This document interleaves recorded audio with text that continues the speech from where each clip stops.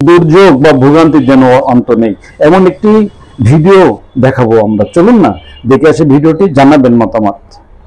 অনেক সময় বাচ্চা নিয়ে স্কুলে যাওয়ার জন্য অনেক সমস্যা হয়, যদি রোডটা ঠিক করে দেয় তাহলে অভিভাবকদের জন্য খুব ভালো হয়। রাস্তা অনেক নষ্ট হয়ে গেছে রাস্তা। যশোর শাসন আভারটি নিজামপুর সড়কের বেহাল দশায় পরিণত হয়েছে। ভোগান্তি বাড়ছে সর্বশ্রেণীর মানুষের। 15টি গ্রামের প্রায় 1.5 লক্ষ মানুষের ভোগান্তির যেন অন্ত নেই। যশোর শাসক উপজেলার নাভারণ থেকে নিজামপুর সড়কটি চরম বেহাল দশায় পরিণত হয়েছে। ছোট বড় গর্ত সহ ইটের সিলিং এর কারণে দুর্ভোগের যেন শেষ নাই। চরম ভোগান্তিতে পড়ছেন এলাকার 15টি গ্রামের প্রায় 150 মানুষ। মৃত্যু খাতে পরিণত হয়েছে জানে সড়কটি। হয়ে যাচ্ছে চলাচল। এই রাস্তায় দেখেন চারিদিকে কাদা, মানে রাস্তায় পানি বেঁধে থাকছে, চলাচলে অসুবিধা আছে, গাড়ি উল্টায় যাচ্ছে। এই ধরনের সমস্যা হচ্ছে, গাড়ি ঘোড়া যাওয়া আসা যাচ্ছে না ঠিক মতন, ভাঙা রাস্তায় ঠিক মতো গাড়ি ঘোড়া চলতে পারতেছে না, মেলা ধরনের যাত্রীদেরও সমস্যা হচ্ছে। রাস্তাটা 2 বছর ধরে নষ্ট হয়ে গেছে, মানে ভেঙে চুরে গেছে। রাস্তাটা সংস্কার চাই, সরকারের কাছে আবেদন আমাকে এটাই। প্রতিকার চেয়েছেন ভুক্তভোগী নাগরিকেরা। যশোর শাসক উপজেলার 700 কাশীপুর ও নাভারণ নিজামপুর এই সড়ক দুটি বিগত 5-7 বছর জরার জন্য ঝুঁকিপূর্ণ সড়কে পরিণত হয়। ইট ও খড় উঠে বড় বড় গর্তের সৃষ্টি হয় খানাখন্দের।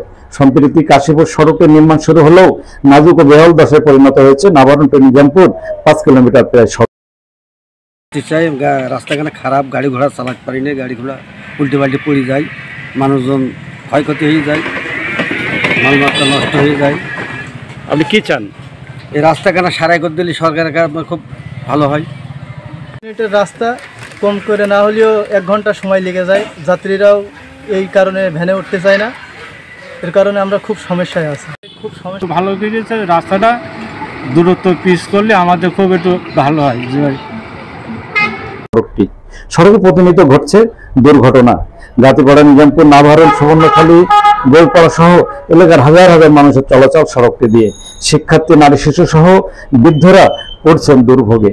এই সড়কটি দিয়ে একটি সরকারি কলেজ, 2টি কলেজ এবং বেশ কয়েকটি স্কুলের শিক্ষার্থী, চাকরিজীবী বা কৃষক ও ব্যবসায়ী সহ সর্বস্তরের মানুষ চলাচল করেন। দীর্ঘদিনে সড়কটি সংস্কার না হয় ব্যবহার উপযোগী হয়ে পড়েছে। কাদা পানিতে নাজেহাল হচ্ছেন পথচারী সহ সর্বসাধারণ। প্রতিকার চেয়েছেন তারা। Motorcycle, motor van, easy bike, 3 wheeler এবং খাদে উল্টো কাদায় স্লিপ কেটে দুর্ঘটনায় পড়ছেন নিত্যদিন। দীর্ঘদিন ধরে সড়কটি বেহাল হলেও সংস্কারের যথাযথ উদ্যোগ নেয়নি কর্তৃপক্ষ। তবে কর্তৃপক্ষ বলেন, চলতি অর্থ বছরে সড়কটি সংস্কারে কর্তৃপক্ষের কাছে সুপারিশ পাঠানো হয়েছে। উদ্যোগী কর্তৃপক্ষের কাছে সুপারিশ পাঠানো হয়েছে বলে জানিয়েছেন তারা। আগামী অর্থ বছরে রাস্তাটি সংস্কারেরও আশা করেন উপজেলা নির্বাহী পরিকৌশলী সানাউল্লাহ। কি বলছেন তিনি, শুনবো তাদের কথা।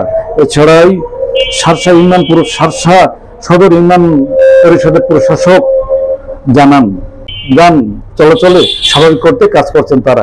বিষয়টি ইউএনও সহ সংশ্লিষ্ট কর্তৃপক্ষকে অবগত করা হয়েছে বলে জানিয়েছেন তিনি। সড়ক সংস্কার করে দ্রুত যান ও মানুষ চলাচলে স্বাভাবিক করা হোক, এমনটি আশা এলাকা ভুক্তভোগী নাগরিকের।